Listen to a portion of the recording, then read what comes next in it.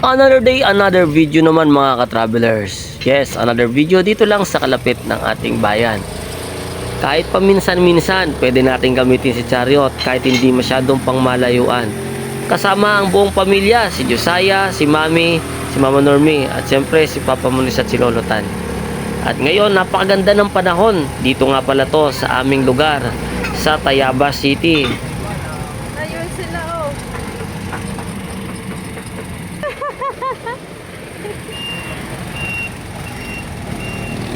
Ito ang crossing dito sa aming bayan. Pagpunta ng kanan, papunta ng Tayabas City. Pag dumiretso ka, bypass road, papuntang Laguna at Lucena. At dito naman sa bandang kaliwa, dyan tayo dadaan. Papunta po yan ng Pagbilao. At dumadaan dyan ang mga gustong pumunta ng Bicol galing Maynila. Magsasalin muna tayo ng gasolina para hindi tayo tumirik at hindi tayo makapagtulak.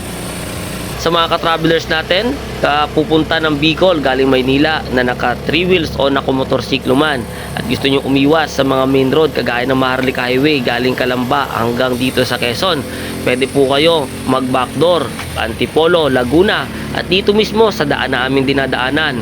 Dito mismo kayo dadaan at lulusot.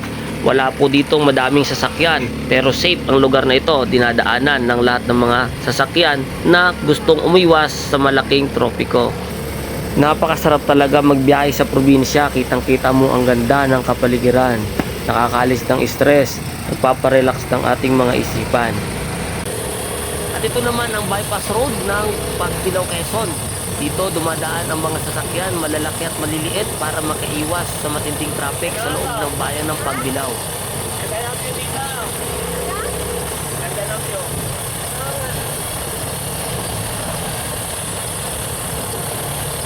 Bypass road sa Riyaya. Pagbilao. Pagbilao, Quezon. Ginawa ko mga kasada o. Bakbak na agad. Bago pa lang bakbak na.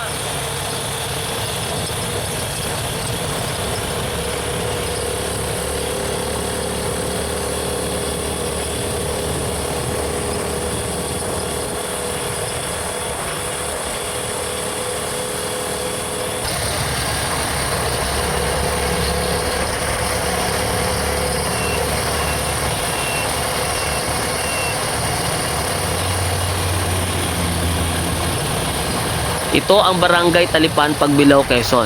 At ang tinutumbok nating karsada sa harap, yan ang Maharlika Highway. Pag lumiko ka sa kanan, papunta ng Lucena hanggang Maynila.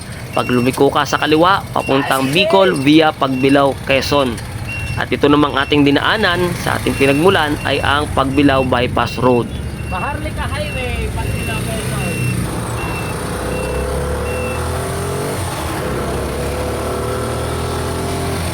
Makasunta mo? Kapalit na version na abang. Pagdang palaya, no? Ito naman ang Barangay Alupay, Pagbilao, Quezon. Napakalawak ng tubigan, napaganda ng lugar na ito, napakapresko ng hangin, maliwalas ang lugar, at kitang-kita mo talaga ang napagandang kalikasan. Pagbilao, Quezon. Ang bayuhan, no? Ang salay. Nalihim na, oh. Napakaganda rin dito ng view ng Mount Banahaw. Kitang-kita mo siya kahit na nasa malayo. Kasi meron bagong nato mo.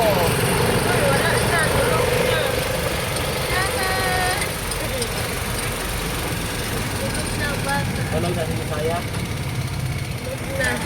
At narating na nga namin ang aming pupuntahan. Medyo konting rough road pero kayang-kaya. Walang problema.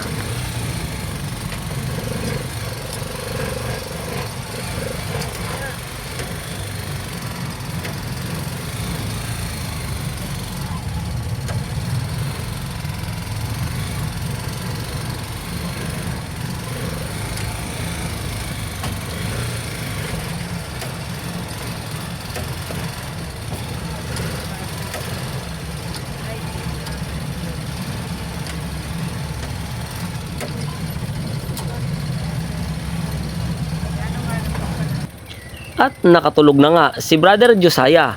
Alam niyo man, pagdating sa pagbibiyahe, hiyang na hiyang ang batang ito. Kaya sarap tulog lang siya basta't nasa paglalakbay. At sinimulan na nga namin ang pangunguhan ng tubo dahil ito naman talaga ang pakay ng pagpunta namin dito. Dahil nakakamiss na talaga magpangos ng tubo kaya dumayo kami rito para mamangos.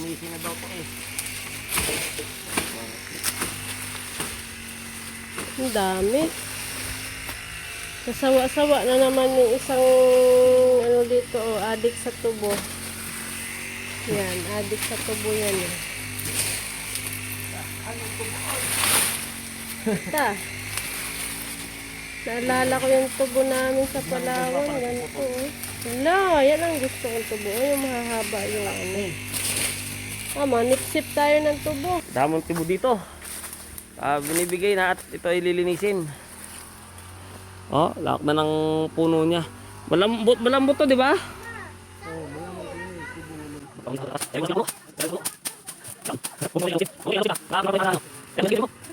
Patibayan daw ng ngipin, no? Challenge. Hindi Hindi kaya kaya. Ito kaya pinangipin ko. Dapat to ay balatan. Balatan dapat Ano kayang yan. variety to? Malambot Kasi hindi yan. ko kayang... Hindi, malambot yan. Hindi Ay, yan. malambot. Yan naman yung hindi inaani. Yung, Mahina lang ang ngipin ko. yung inaan, hindi ka marunong mag-ano ka mo. Hindi ka marunong mag kain ng tubo. Yan, oh. Kaya.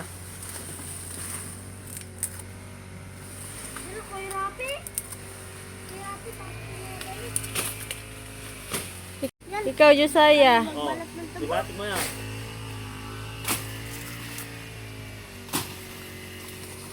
Hindi dapat tikim daw. Ang daw, be, kung kaya ko, be. Tama mo.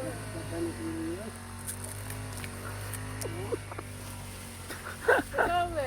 Ikaw siya. Sabi, nakaano sila dito sa matigas. Ang tangan.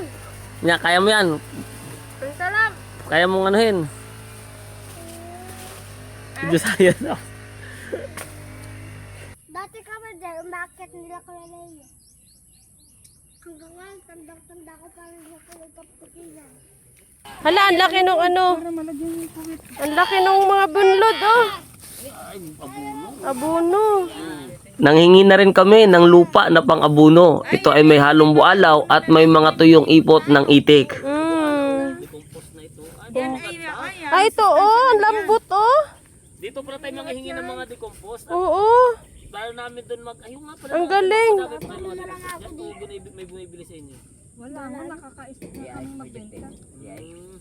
Tama-tama pag naghalaman kayo. Gawa ng plano ko mag-urban farming sa mga bulong. Ito ang Oo, tama, di. Tama yan, di. Magkuha tayo ng isang ano dyan. Decompose na ito yung mga ano pang Tatalon na pataba, sumama. ipot at abu-alaw. Wag na. Pataba ito maganda. May ano ako dito, hindi ko na-abyad. Talbusan kabuti. Dali, sige, dito ko. Tapos mabubo.